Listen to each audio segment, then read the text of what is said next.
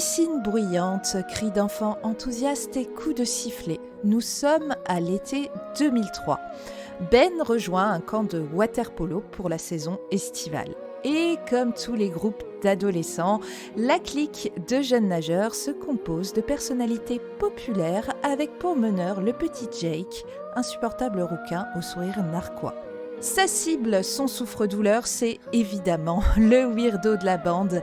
Ellie, atteint non seulement d'un eczéma peu ragoûtant, mais aussi doté d'un physique en dehors des normes de beauté et d'un caractère pour le moins étrange. Le groupe déclare que le garçon est atteint d'une peste hautement contagieuse et que tout rapprochement avec lui nécessite une douche frénétique au savon. Ce qui entraîne, bien évidemment, un harcèlement cruel et sans retenue. Sensible, Ben va prendre Ellie en pitié. Et malgré tous ses efforts pour s'intégrer au groupe, la meute va malheureusement finir par le dévorer. Aujourd'hui, on s'intéresse à The Plague, littéralement la peste, de Charlie Bollinger.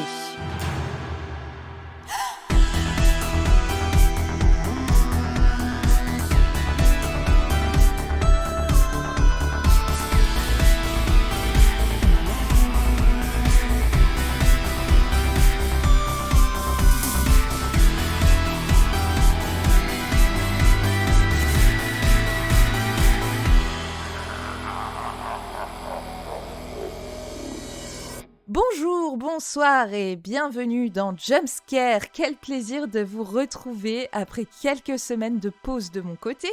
Et ça avec un film plutôt attendu des amateurs de cinéma de genre qui sort cette semaine dans les salles françaises. Ce film, c'est The Plague, la peste, de Charlie Bollinger. Je prononce à la française, à la mosellane, Bollinger, mais vu qu'il est américain, j'imagine que ça doit se prononcer Bollinger, quelque chose comme ça. Un film, ouais, je pense. The Plague, donc sensation de la sélection à un certain regard à Cannes en 2025, mais aussi Grand Prix du Festival du cinéma américain de Deauville la même année. Le film a depuis fait du bruit dans les festivals de genre, notamment au Fantastic Fest à Austin, au Festival de Sitges en Espagne ou encore aux Hallucinations collectives de Lyon où une partie de l'équipe a pu le découvrir en avant-première. Et pour toucher le fond de la piscine dans mon petit pull marine avec moi ce soir, Dario de la team Jumpscare. Salut Dario. Hello. Mathieu de la chaîne YouTube Le Coin du Bis. Salut. Et Amélie du festival de cinéma On vous ment. Bonsoir. Et pour ma part, je suis Lily Nelson, chroniqueuse pour le blog du cinéma. Comment ça va les enfants ? Bon, ça va. Ça va, il fait chaud. Oui, du coup la piscine est bienvenue. Ah ouais. C'est une bonne programmation. Voir des litres d'eau de flotte sur l'écran pendant 2 heures, ça fait du bien. Je sais pas, Nous, il fait pleut à peut-être Nantes. Ouais, il fait plus Ah, près à Nantes, ouais. vous en avez de la chance. Mais on va en revenir au sujet du jour, donc The Plague. Mathieu, il me semble que tu as prononcé le mot chef-d'œuvre au sujet de ce film. Est-ce que Oui, tu peux... la semaine dernière. Ouais. Et je maintiens totalement ce que j'ai dit. Pour moi, c'est, pour le moment en tout cas, le meilleur film que j'ai pu voir en 2026. Il y avait de très très bonnes choses durant le Festival des Hallucinations collectives où on a découvert ce film-là. Mais vraiment, quand je suis sorti de la séance, je me suis dit, ok, ça c'est pour moi le film de l'année. Malheureusement, mais heureusement pour ces films, on va potentiellement beaucoup plus parler de Backroom ou de Obsession qui sont en train de tout défoncer au box-office, mais je sens que ce film-là, malgré tous les prix que tu as cités précédemment, va un petit peu passer à la trappe et c'est vraiment dommage parce que, encore une fois, c'est pour le moment ce que j'ai vu de plus réussi parmi tout ce que j'ai pu voir en 2026. Il y a peut-être un petit truc à préciser, c'est que le film a été vendu avant tout comme une espèce de body horror, de film de body horror. Or, c'est vraiment un élément qui est pas du tout central dans le film, c'est vraiment c'est vraiment un point de détail. En réalité, c'est plus un drame psychologique avec un petit peu de body horror à un moment donné, que vraiment un film où on s'attend à voir des tripes, du gore, des corps qui changent, enfin des trucs dégueulasses façon Society ou The Substance, quoi. C'est pas du tout ça. On est beaucoup plus proche d'une espèce de coming of age avec une touche qui louche un petit peu vers le cinéma fantastique. Si on devait faire une espèce de comparaison, il y a un film moi qui m'a sauté aux yeux immédiatement quand j'ai découvert The Plague et qui est pas forcément tout le temps cité, c'est Morse, qui est pour moi le plus beau film fantastique de ces 25 dernières années, film de Thomas Alfredson, qui est une merveille absolue. Enfin, vraiment, si vous ne connaissez pas ce film, ne regardez pas la bande-annonce, ne vous renseignez pas, jetez-vous dessus, c'est une merveille absolue. La version originale. La version originale, oui, parce qu'il y a un remake américain qui est pas déshonorant, mais qui arrive clairement pas à la cheville du film original. Bref, il y a un remake américain ? Il y a un remake américain, ouais, je t'assure. Ah ouais, je n'étais pas au courant. Et Bref, si. excuse-moi, je t'ai Let coupé the pour Right ça. One In, qui avait été encensé par Stephen King à l'époque, et je pense que qu'il n'a pas forcément vu le film original. Je Mais bref. pense. Mais voilà, ce qui est assez troublant aussi, c'est qu'il y a pas mal de points communs entre ce film et Morse. Dans les deux cas, on a un garçon un petit peu à part qui se fait bully par une bonne partie de ses camarades. On a un élément fantastique dont on ne sait pas pendant un temps s'il est dans la tête des personnages ou s'il est vrai. Dans Morse, en fait, c'est une histoire de vampire. Là, c'est le fait qu'un personnage peut ou pas avoir une peste. On ne sait pas vraiment si ça existe ou non. On a un cadre qui est commun, à savoir celui de la piscine. Toutes les personnes qui ont vu Morse se rappellent forcément du climax et de la fameuse scène en fait dans la piscine. On a dans les deux cas une mise en scène qui est extrêmement travaillée avec de très très beaux plans. On a la figure parentale qui est dans les deux cas est quasiment absente et qui ne sert pas à grand chose en fait dans l'histoire. C'est vraiment une histoire focus en fait sur des ados et sur en fait à quel point c'est compliqué de passer de traverser cet âge-là. On a aussi une caméra qui est constamment à hauteur d'adolescent, et je trouve en fait qu'il y a beaucoup de choses en fait à dire sur la mise en scène, j'y reviendrai un petit peu plus tard. Après, il y a une espèce de justesse aussi dans l'écriture que je trouve remarquable pour un premier film, parce qu'on a des personnages qui sont très nuancés. On a un héros auquel on s'identifie très vite, mais qui peut, sous prétexte de vouloir appartenir à un groupe et de se faire des nouveaux amis très vite dans son école de water-polo, tourner complètement le dos en fait aux valeurs qu'il semblait avoir en fait au début du film, et devenir subitement une espèce de connard. Face à lui, on a, comme tu l'as dit Lily, une espèce de gamin horrible qui va être soit le meilleur pote du héros, soit son pire ennemi, et qui est incarné par un gamin absolument parfait, qui a cette espèce de petit sourire en coin permanent qui fait que t'as d'un côté envie de lui faire un câlin parce qu'il est un peu mignon, mais t'as aussi envie de lui mettre des droites dans la gueule, parce que c'est vraiment en fait typiquement le gamin que t'avais en fait qu'on a tous croisé au collège, dont on a tous voulu être potes au début quand on commençait un petit peu à le repérer, et qui au final s'est avéré très décevant parce que le mec était vraiment un sac à merde quoi. Et donc voilà, je trouve que le gamin qui a été casté, il est absolument parfait dans le rôle. On a le personnage de Ellie aussi, qui est un des prénoms d'un des personnages principaux de Morse. Alors je sais pas si c'est un hasard, mais bref. Ellie en hébreu, ça veut dire l'élu, donc bon. Je pense que c'est plus pour ça. Il doit y avoir un truc, oui. Ouais. Et dans The Plague, le personnage d'Ellie, c'est donc le gamin un peu creepy qui se fait bully dans tous les sens, et qui a en fait la peste, qui fait que personne en fait ne peut se permettre de l'approcher sous prétexte d'être à son tour infecté quoi. Voilà, sauf que le Ellie en question, il ne fait rien pour arranger ça. Il pourrait mettre un petit peu d'eau dans son vin, essayer d'être un peu moins creepy et d'être un peu moins bizarre quoi, sauf que chaque scène en fait avec ce personnage est plus bizarre que la précédente, et du coup on se rend très vite compte que ça va être compliqué pour lui de s'intégrer au groupe quoi. On a aussi la figure du professeur qui est totalement largué par rapport à ce qui se passe, mais qui en même temps essaye à chaque fois en fait de bien faire. Donc voilà, je trouve que l'écriture des personnages, elle est vraiment excellente et extrêmement réaliste et juste, surtout pour un premier film. On a des ados en fait qui sont des ados quoi, qui se vannent, qui se branlent, qui sortent en cachette le soir pour aller péter des trucs, qui sortent des trucs complètement débiles. Enfin vraiment c'est des ados quoi. Et aussi un des trucs en fait qui revient très fréquemment dans ce qu'on peut lire sur internet ou quand on regarde des interviews du réalisateur, et qui saute aux yeux encore une fois comme Morse, c'est le fait que parmi les grandes influences du film, il y a Full Metal Jacket. Et on cite souvent Sa Majesté des Mouches, mais moi vraiment le film qui m'a sauté aux yeux, c'est Full Metal Jacket. Et en fait, si on regarde le personnage de Ellie, je trouve qu'il y a une correspondance évidente à faire entre Ellie et le personnage de Grosse Baleine dans Full Metal Jacket. C'est-à-dire qu'en fait, c'est des gars qui sont qui sont à part, quoi, qui comprennent pas, qui ont pas les codes et qui vont se faire défoncer pendant toute la durée du film, et dont on sait en fait que ça va mal finir, quoi, et qu'il ne faut rien pour arranger les choses. Ou alors quand ils tentent un truc, en fait, c'est systématiquement à côté de la plaque, quoi. Et même en fait, si on se met à aller du côté de Stanley Kubrick, il y a aussi une autre référence avouée du réalisateur qui est Shining. Il y a notamment une scène où en fait on voit le personnage de Jake être sur un skate et faire du skate à travers les couloirs de l'école de water-polo, qui est filmé de manière un petit peu creepy aussi, c'est-à-dire que il y a des lieux qui sont extrêmement éclairés et d'autres en fait qui sont dans une espèce de pénombre totale. Et qui rendent l'endroit assez angoissant. Et du coup, quand on voit cette scène, on pense forcément à Danny sur son tricycle qui déambule dans les couloirs de l'Overlook Hotel. Donc voilà, il y a plein de correspondances avec le cinéma de Stanley Kubrick. Il y a aussi le fait que, en termes de mise en scène, il y a ce truc de plan très symétrique, très à la Stanley Kubrick. Mais il y a une petite différence ici, c'est que le point de convergence, le point central en fait n'est pas pile au centre de l'image comme chez Stanley Kubrick ou chez Wes Anderson, il est légèrement surélevé. Si on regarde en fait dans pas mal de scènes, la caméra est toujours placée légèrement en dessous des personnages, de telle façon en fait à ce qu'ils paraissent légèrement plus grands qu'ils ne le sont.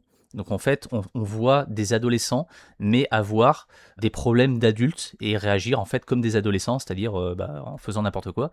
Et rarement en fait, voire même presque jamais, je crois. En tout cas, j'ai pas le souvenir qu'il y ait de plans vraiment très au-dessus des personnages, comme si on était juge en fait. Voilà, c'est juste le réalisateur qui nous dit voilà ce qu'est l'adolescence, voilà ce que ça donne. Un gamin qui se retrouve au milieu d'autres avec tout ce que ça va comporter de jeux de domination, d'humiliation, d'appartenance de groupe et tout ça. Et voilà, enfin, je porte pas forcément de jugement, quoi. Il y a aussi une correspondance très forte avec une scène culte de Full Metal Jacket, c'est la scène de Grosse Baleine en fait qui dort et qui va se faire défoncer le ventre à coups de savon par ses camarades. Là, on a exactement la même chose, sauf que les savons sont remplacés par des cafards, mais le résultat est le même, en fait, c'est un traumatisme pour le personnage principal. On sent un réalisateur, en fait, qui démarre, mais qui a beaucoup de choses à dire, qui connaît ses classiques sur le bout des doigts, et qui a en fait de très très belles références, parce que je pensais vraiment pas qu'un croisement entre Morse, Full Metal Jacket, Sa Majesté des Mouches allait donner quelque chose qui me passionnerait en fait à ce point. Je vais pas forcément tout détailler, mais il y a plein de trucs en matière de mise en scène qui sont peut-être pas forcément novateurs ou quoi, mais qui fonctionnent parfaitement. On a une scène où, encore une fois, Ben et Ellie ne se comprennent pas, et une fois que cette scène en fait est terminée, on a un plan de Ben devant un mur de briques, qui symbolise justement cette espèce d'incompréhension totale qu'on a vu juste avant, quoi. Bref, voilà, c'est pour un premier film, encore une fois, je trouve ça fantastique. J'ai qu'une hâte, c'est de voir les autres films du réalisateur. Je pense que c'est un film qui va peut-être pas forcément devenir culte, d'autant plus qu'il a déjà gagné pas mal de prix, tout ça, donc c'est pas un film méconnu, mais je pense que si c'est pas un film culte, ça va devenir un petit classique des années 2020. C'est pas forcément le film de genre auquel on va penser immédiatement quand on fera la rétrospective de ce qui est arrivé en 2026, mais pour le moment, moi, c'est vraiment celui que je mets au sommet, parce que pour un premier film, putain, ça envoie du lourd, quoi. Ouais, bah écoute, moi je le mettrais plutôt en bas de la pile, mais on va en parler plus tard. Non, peut-être pas tout en bas, j'exagère. Dario, merci Mathieu. Dario, de ton côté, est-ce que tu es aussi dithyrambique au sujet de The Plague ? Moi, je suis là pour pisser dans la piscine, j'avoue. Merci. C'est-à-dire que dans une grande piscine, c'est pas très grave, mais c'est un peu dégueu. Je serais moins dithyrambique que Mathieu, honnêtement. On a parlé rapidement de Sa Majesté des Mouches. Et du coup, j'ai noté une phrase que je trouve folle. Et il faut pas me citer là-dessus. J'ai dit « J'aurais aimé que des enfants meurent ».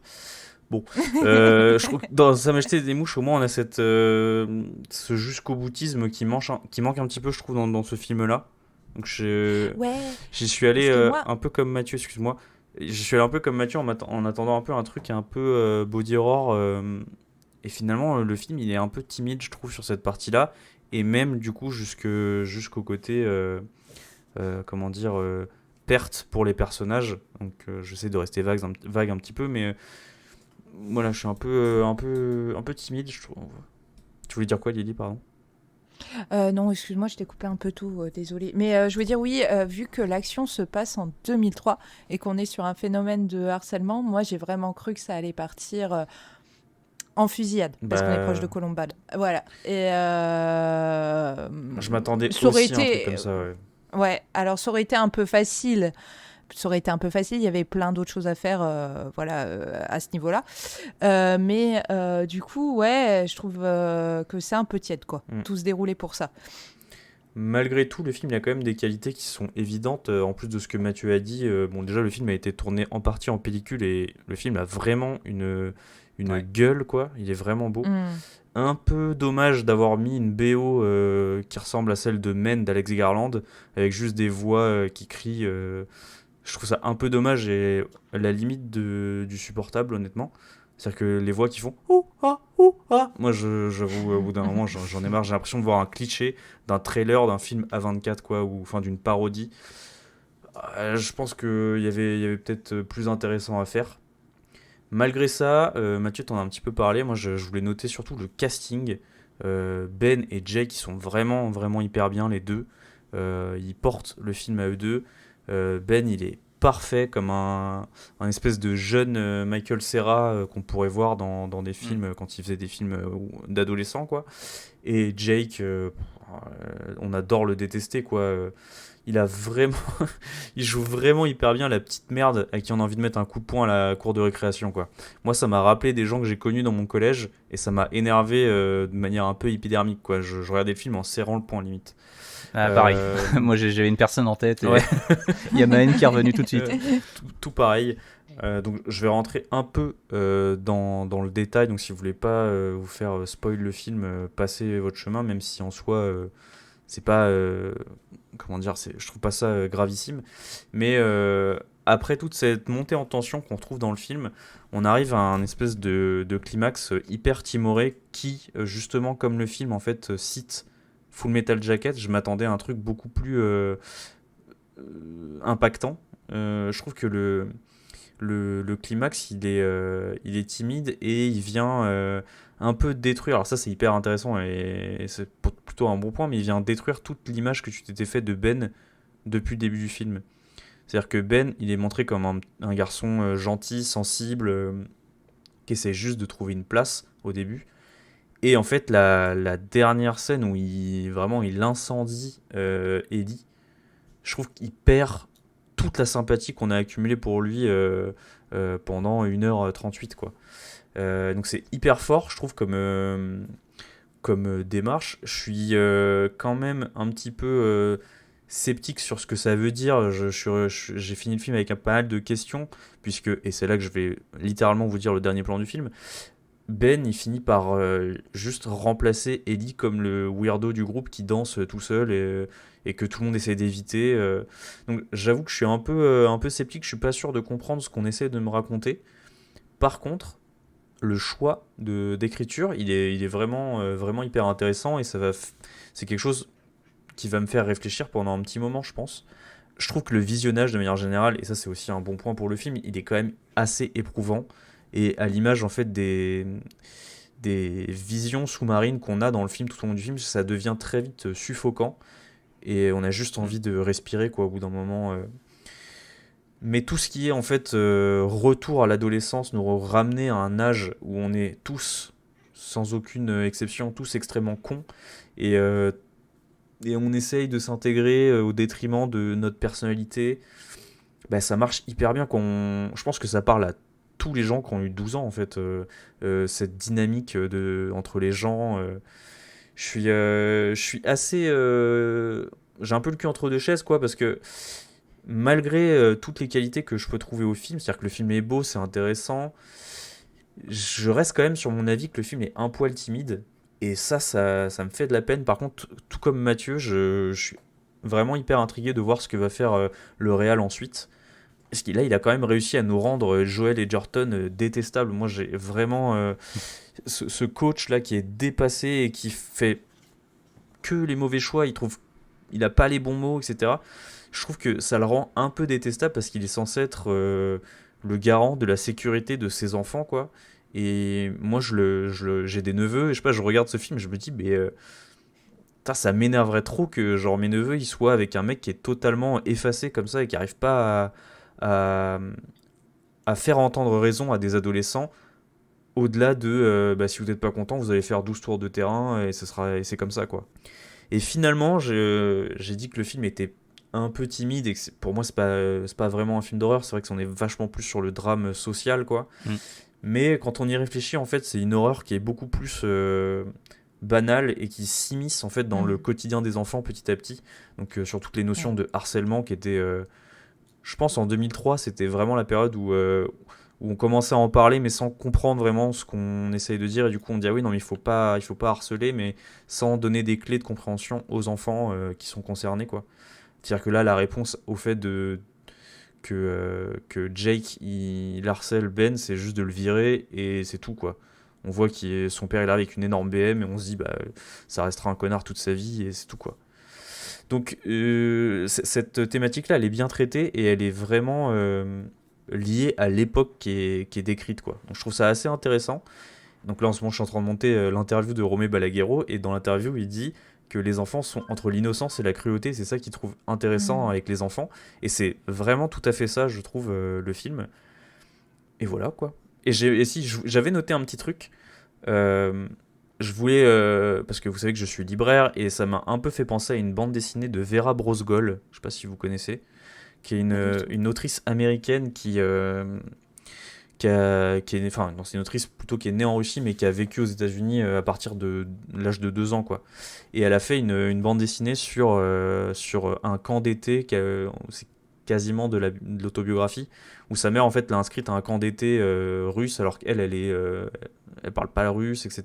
Et il y a toute cette comment dire cette relation avec les autres, justement, ces enfants de 10-12 ans qui sont tous insupportables avec les uns les autres, quoi.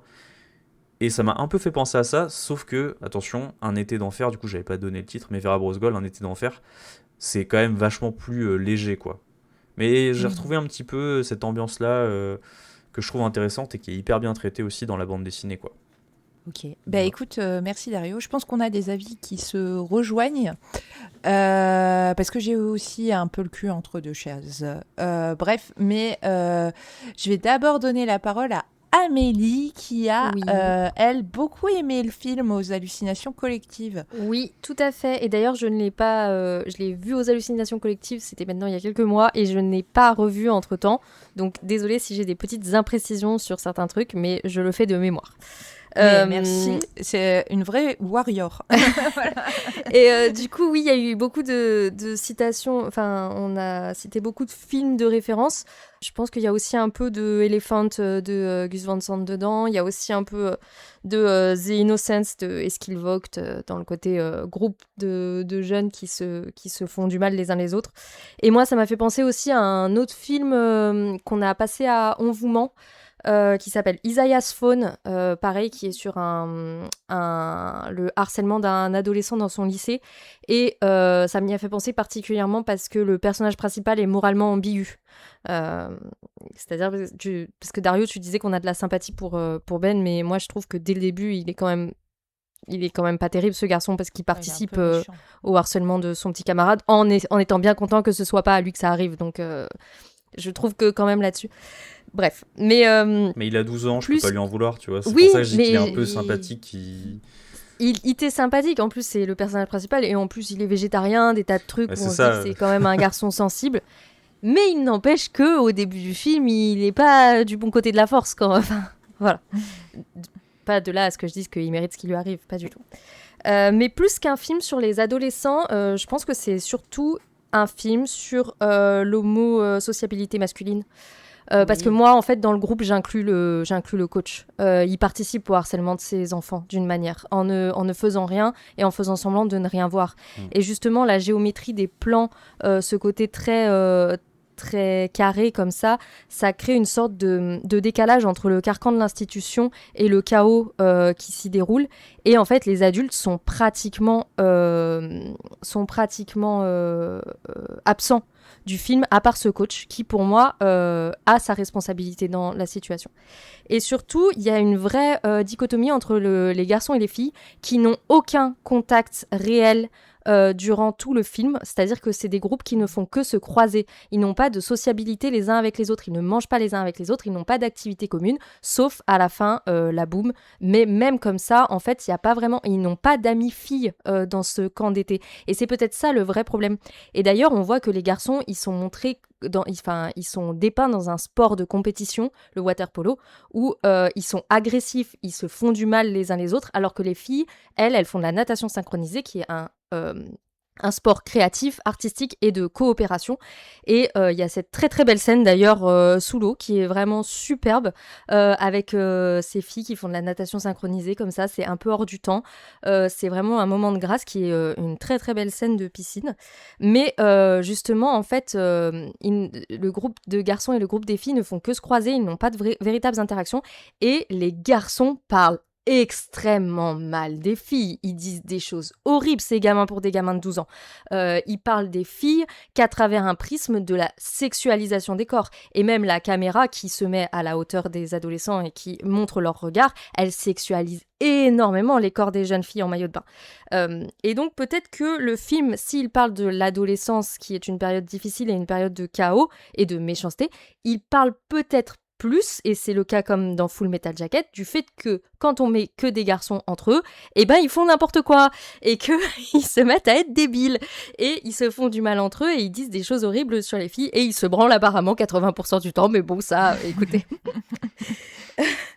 Mais voilà, en fait, il y a ce côté qui est une réflexion sur des hommes qui sont en construction, qui sont des jeunes garçons, mais qui se comportent déjà comme des hommes sur plusieurs points. Et il y a aussi quelque chose que j'aime beaucoup dans le film, c'est le fait que ça flirte avec le fantastique, parce que du coup, moi, je l'ai vu aux Hallucinations Collectives, qui est quand même un festival qui est plutôt axé sur l'horreur et le fantastique, pas que, mais en grande partie. Et on s'est demandé si le film, il avait sa place dans la programmation. Pour moi, oui, et il aurait même dû gagner, même si j'ai bien aimé Flush, j'ai trouvé ça marrant, mais pour moi, The Plague était un peu au-dessus.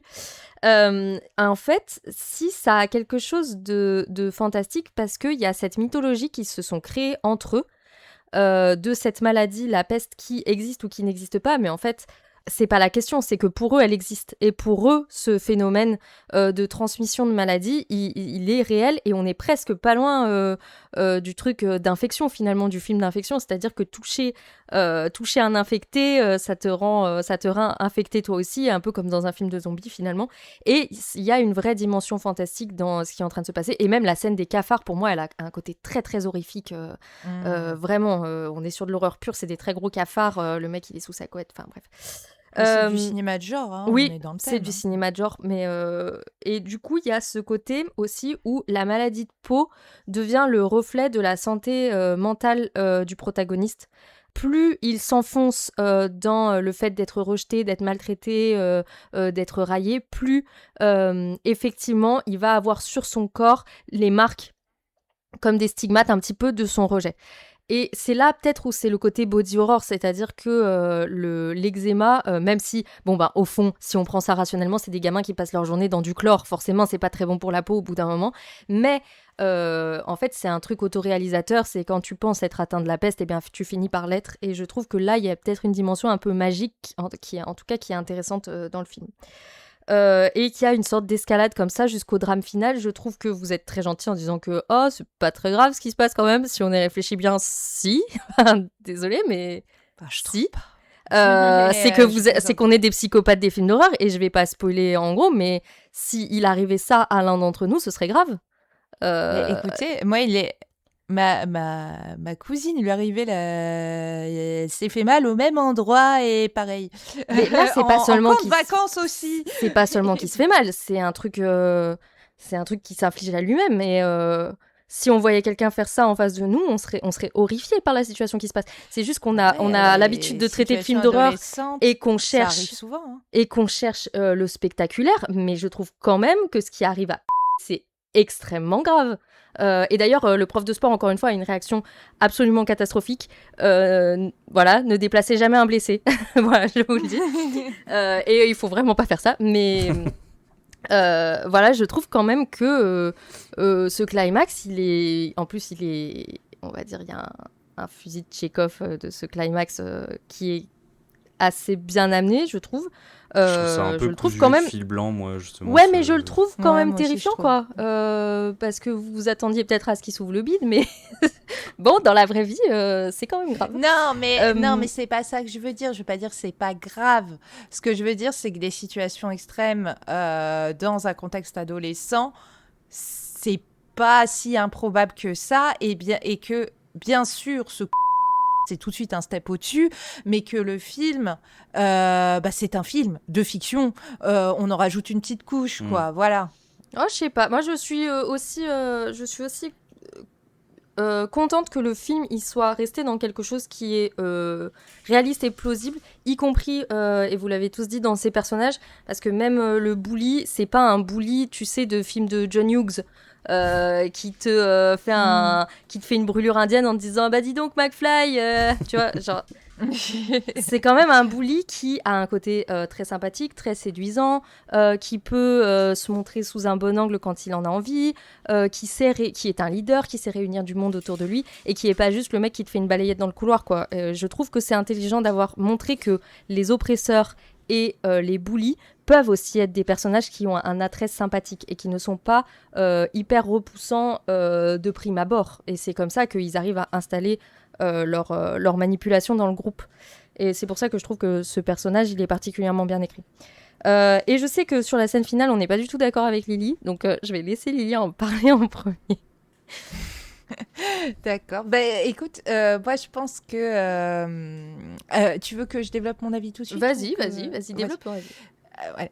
Alors moi je pense que je vais lâcher un petit pissou dans la piscine avec Dario, mais un petit, hein. Voilà, genre j'ai une petite infection urinaire, voilà, je lâche une goutte. Mais, Trop de détails. Effectivement, j'ai quelques réserves moi sur le film. Qui est, à mon sens, un peu trop un travail de bon élève. Voilà, moi, vous savez, moi j'aime Olan Ray et Wynorski, les gens qui filment symétriquement comme Kubrick, je m'en fous un peu. Mais même s'ils sont au demeurant très sympathiques et très talentueux. Mais ne vous me prenez pas pour autant, j'ai apprécié The Plague, je trouve que c'est un bon film, très bien mis en scène, avec une ambiance absolument oppressante, parfaitement maîtrisée. Et comme l'ont dit Dario et Mathieu, j'ai très hâte de voir ce que va proposer Charlie Pollinger par la suite, parce que si ça, c'est un premier film, le prochain promet du lourd. Voilà. Nonobstant, il y a des éléments qui m'ont un peu agacée tout au long du film et qui ont fait que pour moi, on est sur la tangente entre l'audacieux et le gravement poussiéreux. Déjà, le cadre de la piscine comme réceptacle d'une expérience traumatique, c'est un poncif du cinéma d'auteur depuis la fucking piscine de Jacques Deray en 1969. Et sur l'adolescence et le coming of age en eau chlorée, on peut aussi citer Deep End en 1970 qui m'a vraiment sauté aux yeux pour le coup en voyant le film, voire même La naissance des pieuvres en 2007 et sur le sujet de la bande d'individus masculins qui se battent avec leur masculinité et leur soi-disant virilité, pointe Le Grand Bain de Gilles Lelouch, certes avec des protagonistes d'un autre âge, mais on est bien sur la même variation du même thème. Voilà. Là-dessus, j'ai eu beau apprécier la qualité, la beauté de certains plans. Au bout d'un moment, j'en ai eu un peu marre des répétitions. Notamment des travelling à ras du sol dans les couloirs de la piscine. Au bout d'un moment, je souffle un peu personnellement, parce que même si c'est maîtrisé et très joli, on a tous vu Shining, on a tous vu Full Metal Jacket, et c'est là que le bas blesse pour moi, parce que il y a certaines références qui sont effectivement très nobles, hein, il n'y a pas de souci. Mais pour un film qui se veut autorisant, limite intellectualisant, Shining et Carrie de Palma, je trouve ça un peu facile comme référentiel en fait. Cela dit, je pense que si Pollinger a envie de citer Kubrick et De Palma, grand bien lui fasse, parce que c'est tout de même bien fait et assez subtil. Mais je pense que ça me choquerait pas tant que ça si tout ce tintouin n'était pas finalement au service d'un message très éculé. Là, je vais rentrer dans le spoiler. mais la fin du film, pour moi, c'est Glee, version darkness et crise d'adolescence, mais c'est exactement le même propos. Le même propos que des milliers de teen dramas dans le genre de Glee, que j'aime beaucoup au demeurant, c'est pas péjoratif. Mais en gros, on nous dit, accepte ce qui te rend différent sans te soucier du regard des autres, parce que rien ne peut te changer, donc tu vas en chier sévère. Pardon, mais c'est Glee. Glee qui n'est pas si optimiste et enjoué qu'on le pense d'ailleurs, mais comprenez-moi bien. Je ne dis pas que Pollinger plagie Glee. Je dis que son film a un propos très lisible et éculé parce qu'on le retrouve dans beaucoup d'œuvres sur l'adolescence, comme Glee, entre autres, et j'en passe et des meilleurs. Quoi qu'il en soit, je trouve pas The Plague mauvais, mais je le trouve parfois un peu pompeux pour ce qu'il a vraiment à dire dans le fond. Cela dit, Charlie Pollinger, il a la trentaine, c'est son premier long qui est déjà assez remarquable. C'est pour ça que j'ai un peu zoomé sur les parties qui m'ont plus déplu dans le film, parce que vous avez déjà tout dit sur ce qui fait que The Plague est intéressant et vraiment brillant pour un premier film. Mais je pense que ce réal, il peut encore gagner en maturité, et même si je pense qu'il ne démérite pas son succès critique. Et c'est très prometteur pour la suite, à mon sens. Et la scène de fin, du coup ? Yo, c'est le Mathieu du futur, là, celui qui est en train de faire le montage qui vous parle. Je fais une petite pause parce que dans ce qui va suivre, il va y avoir une espèce de débat entre Amélie et Lily qui ne sont pas du tout d'accord sur le sens à donner à la fin du film. Et étant donné que c'est la fin, forcément ça va spoiler dans tous les sens. Donc si vous n'avez pas encore vu le film, je vous encourage vivement à stopper le podcast ici et aller le découvrir dans les salles. Et si c'est déjà le cas, profitez bien des 5 dernières minutes et sortez le popcorn. Et la scène de fin, du coup ? C'est ce que je disais. Moi, je trouve que ça fait un peu Glee, quoi. Oui, parce Sur que le toi, fond, tu vois ça pas comme sur un la truc forme. positif. Enfin, je sais que toi, t'as vu la fin comme un message positif, alors que pour moi, c'est le dernier cercle de l'enfer, la fin. Mais pour moi, il n'y a rien de positif dans la fin du film. Enfin, positif, c'est peut-être pas le mot. Parce qu'il y a un truc dramatique quand même, mais que j'ai déjà vu ailleurs, en fait. 100 fois, 10 milliers de fois. Par exemple, je parlais de Glee, l'arc de Santana et de sa famille, c'est un peu ça, quoi. C'est pour sa différence, elle est rejetée et c'est comme ça et elle va en souffrir toute sa vie et c'est la vie.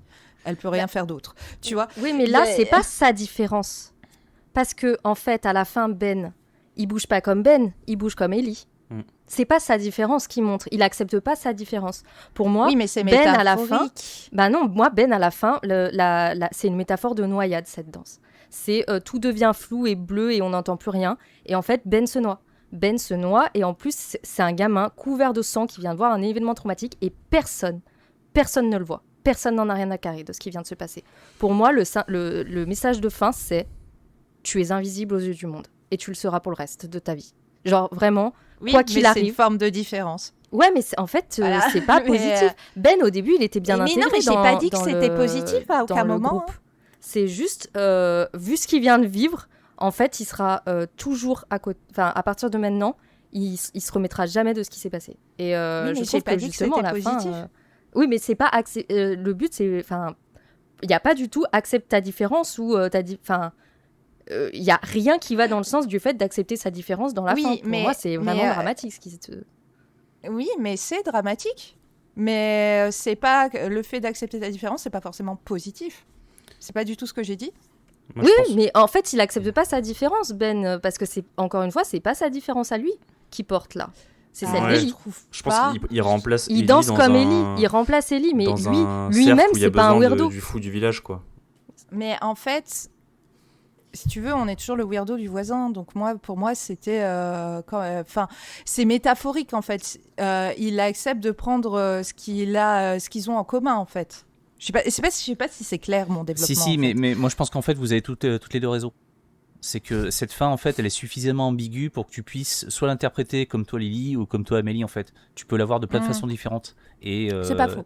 Et effectivement le plan final, enfin les 30 dernières secondes où vraiment il se passe un truc un peu bizarre à l'écran, tu peux l'interpréter encore une fois comme tu veux. L'interprétation d'Amélie elle est parfaitement valable. Je suis sûr qu'il y a d'autres personnes qui vont penser à totalement autre chose qu'on n'a pas du tout évoqué ce soir quoi. C'est vraiment pour moi ce qui fait la force du film, c'est que y a beaucoup de choses qui sont encore peut-être pas cryptiques mais qui sont à découvrir et qu'on va voir, à mon sens, lors des futurs visionnages. Et c'est vraiment pour cette raison que je suis persuadé qu'on est face à un futur classique, quoi. Et j'insiste vraiment là-dessus. Il faut que des gens aillent voir ce film et ne se fient pas uniquement à la promotion qui le vend comme un film de body horror. C'est bien plus complexe, bien plus intelligent que ça. Et le film mérite infiniment mieux que juste... c'est un petit film de body horror coincé entre Obsession et Backroom. Non, c'est pas du tout ça. Voilà. Moi, je pense que en fait, plutôt que positif, le mot que je cherchais, c'est nier.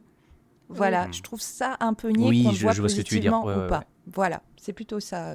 Le côté potentiel happy end, vita différence. Non, on s'en fout de. Vous comprenez vraiment pas ce que je veux dire. Pour moi, c'est pas une happy end, mais c'est nier. Je sais pas, s'il y a une subtilité dans mon discours. Ça fait truc de teen drama finalement assez basique. Voilà, je trouve. Je veux dire, tu trouves que c'est éculé comme fin. Oui, et un peu niais, effectivement.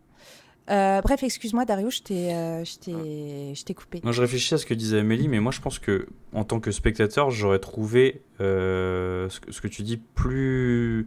Ça m'aurait plus sauté aux yeux si, et j'y reviens, l'élément traumatique, il était plus traumatisant, tu vois ce que je veux dire ? Vous avez vraiment envie que des enfants meurent, hein, c'est Bah terrible. oui, c'est la deuxième phrase que j'ai dit quand j'ai parlé du film. Mais nous, c'est cannibale holocauste pour rien, quoi. Non mais je sais pas. Personne ne se fait empaler, on enlève une étoile sur les tombeaux. En tant que spectateur, je pense que je voulais un truc un petit peu plus... Jusqu'au boutiste. Ouais, ou que je pourrais retenir, quoi. Moi, j'avoue que cette scène-là, je la trouve un peu oubliable, malheureusement, quoi. Effectivement, le film il passe après mais Morse, pas pour le voilà. spectateur, quoi. Dans Morse, il y a des enfants qui meurent, il y a du sang, voilà. Regarde Morse, enfants voilà. qui Là, meurent. oui, là tu seras comblé. Mais je veux pas que des enfants meurent, hein. Attention, on ne me fait pas dire ce que j'ai pas dit, mais je me dis que là, dans ce film, ça aurait peut-être été pas mal. Moi, j'ai vu un super film d'enfants morts dernièrement, si ça vous intéresse. Le remake de Faces of Death. Ah non. Non, je plaisante, c'est pas vraiment le remake de Faces of Death, je me suis trompée. J'ai regardé The Poughkeepsie Tapes en pensant que c'était le remake de Faces of Death. Du coup, elle nous a dit qu'elle Et- trouvait le remake de Faces of Death vachement bien, alors que nous, on avait tous trouvé ça nul, mais en fait, c'est juste qu'elle avait regardé un meilleur film, quoi. Voilà, c'est ça. Mais en fait, j'ai beaucoup ri parce que j'ai lâché dans le groupe de Jumpscare. J'adore les enfants morts. Il y a 0 enfants morts dans Faces of Death. Donc du coup, on s'est dit, mais qu'est-ce que tu regardes ? Qu'est-ce que tu fais ? Et surtout, j'ai très vite regretté cette phrase puisque 3 minutes plus tard, je vous l'écris en temps réel où en fait la scène vient d'arriver. Voilà. Et genre, une petite minute plus tard, on apprend qu'il a violé une petite fille de 8 ans, le méchant. Tu vois, j'ai regretté ma phrase. J'adore les enfants morts. Voilà, c'est terrible. Bref, est-ce que quelqu'un a quelque chose à ajouter ou qu'il se taise à tout jamais ? Oui. Oui, mais vas-y Mathieu, amuse-toi. Alors, je pense pas l'avoir déjà dit, mais le film est un chef-d'œuvre. Voilà, il faut aller le voir parce qu'il est coincé entre Obsession et Backroom. Donc, Stop déplacez-vous. Stop Voilà, le film mérite votre attention, mérite votre argent. S'il vous plaît, est-ce qu'on peut tous se mettre d'accord pour harceler Mathieu à partir de maintenant ? Mathieu, il a la peste. Mathieu, il a la gale. tête. Bah écoutez, moi je pense que vous pouvez voir Deep End sur l'adolescence et les piscines. Voilà. Et Isaiah Swan, s'il sort un jour. Voilà, on avait tous une petite reco finalement, sauf Mathieu peut-être. Ah si, Morse. Si, Morse. Bah, voilà. Morse et The Plague, un très bon film. Isaiah Swan, Deep End de 1970 et Dario avait une BD. Un été d'enfer de Vera Brosgol. Alors c'est plus fun, hein, attention, que le reste, mais... D'accord, ok. Bah écoutez, là-dessus, on remercie la team Darkstar et notamment Pauline Fourny qui nous a permis de voir The Plague en avant-première pour cet épisode. Sur ce, n'hésitez pas à liker Jumpscare, à laisser des étoiles, des pouces en l'air sur Spotify, Deezer, YouTube et Apple Podcast. Vous pouvez aussi nous suivre sur les réseaux sociaux, Instagram, Blue Sky, @JumpscareCast. Et on se retrouve bientôt pour It Follows de David Robert Mitchell. Il y a encore une piscine. C'est ce que j'allais dire, ouais. Un autre film de piscine. Allez, à bientôt dans la piscine et à très vite. Salut. Bisous.